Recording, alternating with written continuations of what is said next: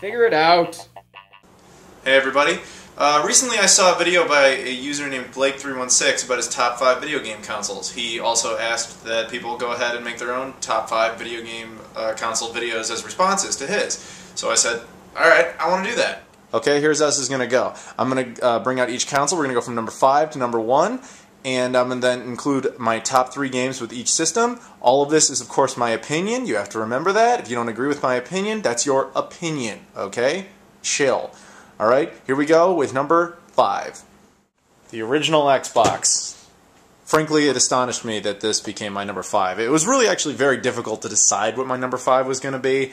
And when I realized it was this, I was shocked. Because I really don't think Microsoft should be making video game consoles, but you know, maybe I'll go into that later, I don't know. But yeah, the original Xbox came out in 2001, and it had some solid games. I'm not going to deny that it didn't. It was really Microsoft's first entrance into it, except for like some computers they made in the 80s that were supposed to compete with video game consoles. And the thing that scares me about Microsoft is that the second the Xbox 360 came out, they dropped the Xbox like an old shirt. Which, you know, Sony's not as bad at doing that, but still, I don't like Sony much either. So that's the regular version, and then I have a modified version here.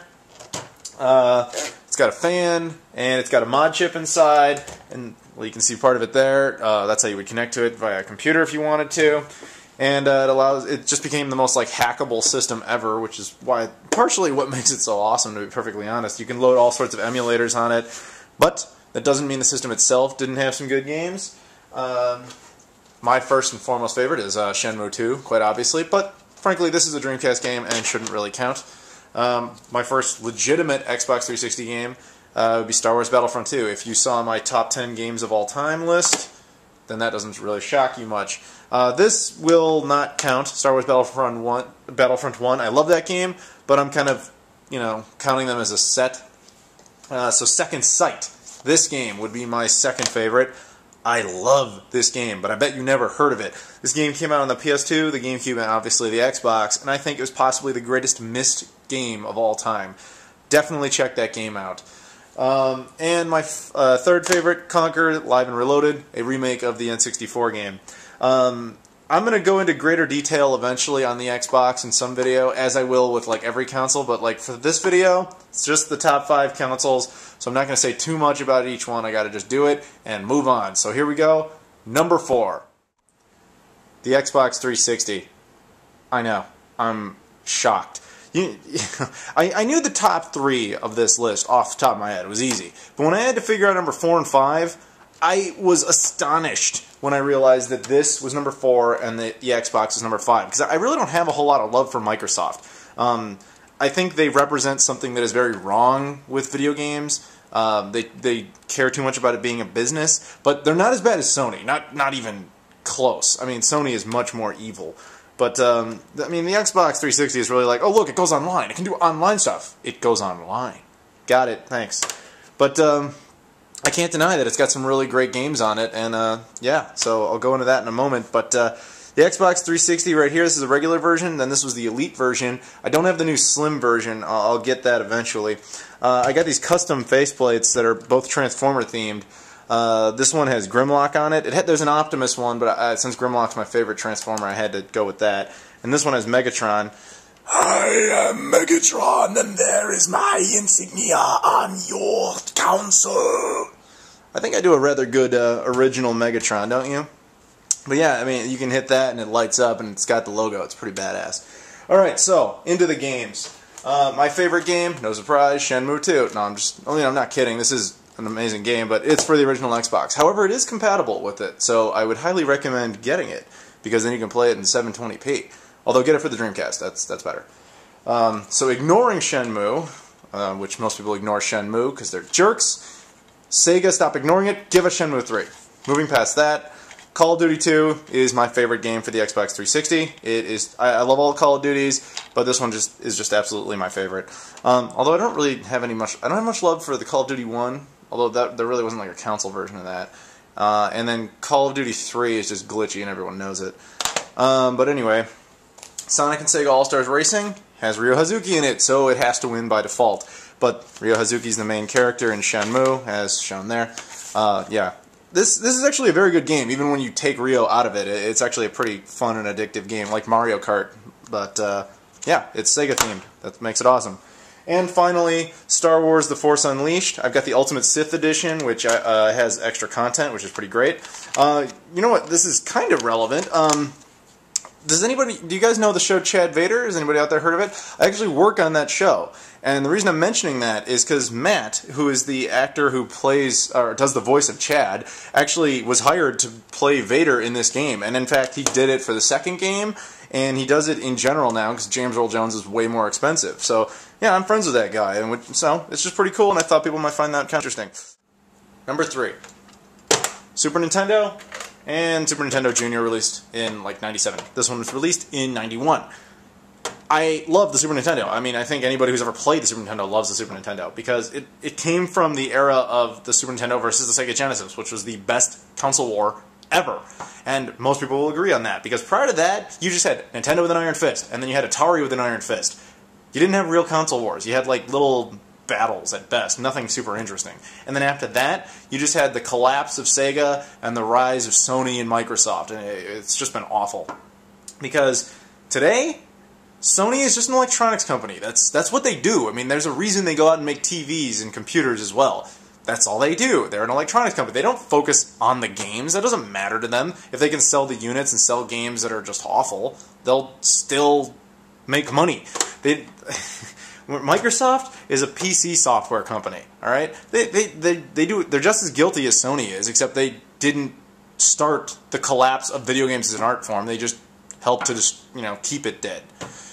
I mean, I realize they're in my 4th and 5th, but it's, you know, I can't deny that they've had some good games, and that's definitely true of Sony. I'm not going to say that Sony's just evil to be evil. I mean, they have some good stuff, sure. Everyone does. But that's not a true console war. Because even Nintendo now is just terrible, because they have no one real to compete against. I mean, there's no second option. There's no Sega there to fight them. That's the reason this console was so awesome, is because with Sega versus Nintendo, it was, okay, I can't make movies, like Sony, who's just, that's all they care about, is just a machine that plays movies. And I don't have online. You know, it's not like Microsoft where it's online, it goes online. Have you heard? It goes online. It wasn't that. It was about, I need to make the best games possible because that's the only way I'm going to beat the other side. That's it. You had unbelievable games come as a result of these two dedicated video game console companies competing with each other. I just really miss that era. Anyway, my favorite game, Super Mario All-Stars, Super Mario World, fantastic. Donkey Kong Country 2, didn't like the first, didn't like the third, loved that one. And then my tie for third, Mighty Morphin Power Rangers and Mighty Morphin Power Rangers the movie. Go ahead and laugh, it's awesome though. Like I said, I grew up in the early 90s. By the way, if anybody has a Super Famicom, the Japanese version of this thing, give me it. I want it, I need one, it would be nice to have one. Thank you. Anyway, now, moving on to number 2. Not a surprise to anyone, given what I just said about the Super Nintendo. I just like this one a little bit more. The Genesis edged it out by a bit. It was launched in 1989, and as you can see right here, there are 3 different versions, but believe it or not, there are more. They released this, and they released this, and then they released this. How many versions of the Genesis do you need? A lot. You need a lot of versions of the Sega Genesis. It is a Laserdisc player that happens to have a Sega Genesis port and can play Sega CD games. Well, Sega was out of their minds in the 90s. I mean, how else do you explain that? But that's partially why I love Sega, because they were just so crazy and they just loved to do so many weird things. Like me putting a Sonic sticker on my Genesis. That was cool. But the Genesis. Okay, here's a little pet peeve of mine. It's not super relevant, but I must say it. I hate when people call the Genesis the Sega. It just makes you come off like a moron, because there was never a system called the Sega. That really pisses me off, and I really wish people would stop doing that.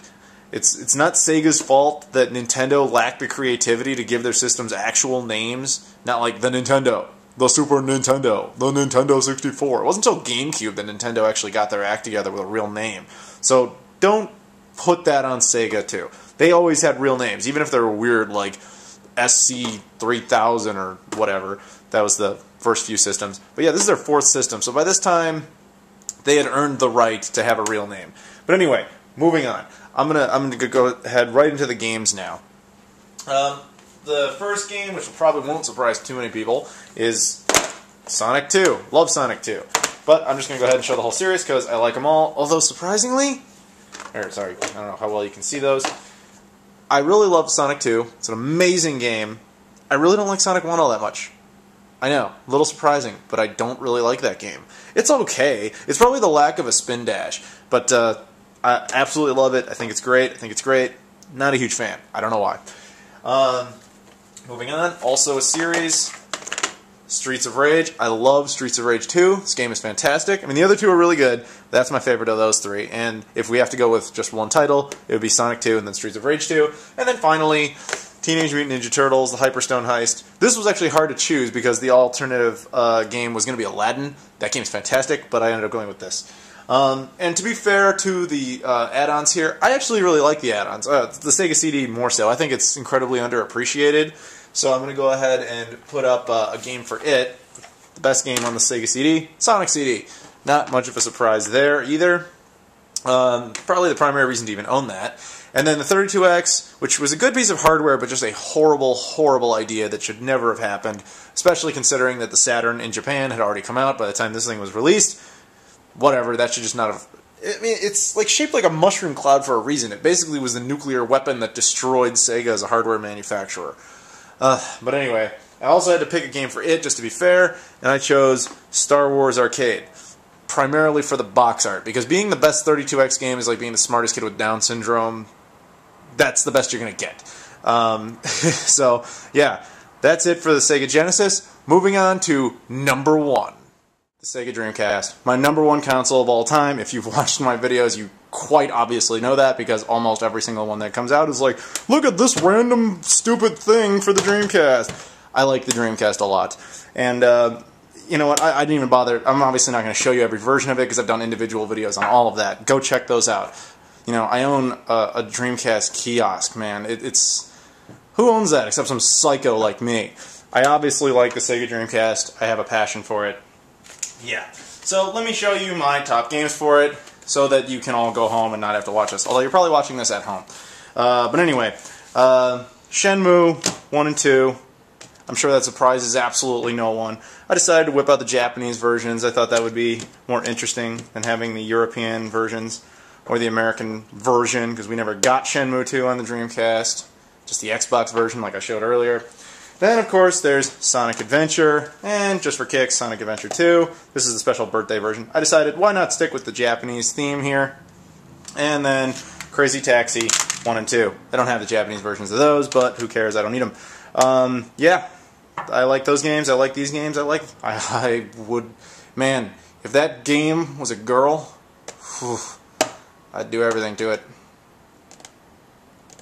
Anyway, yeah, so the Sega Dreamcast, my favorite console ever. I have said so much on this thing, there would be no reason to say any more here. Go out and get yourself a Sega Dreamcast if you don't have one. They're so affordable these days, and it's just an unbelievable machine. This, as I was talking about earlier, it's, you know, Sega and Nintendo in the 90s, they were unbelievable. Sega went downhill with, you know, like the 32X and the Sega CD and the Saturn, which I like the Saturn. I think it was very much underappreciated.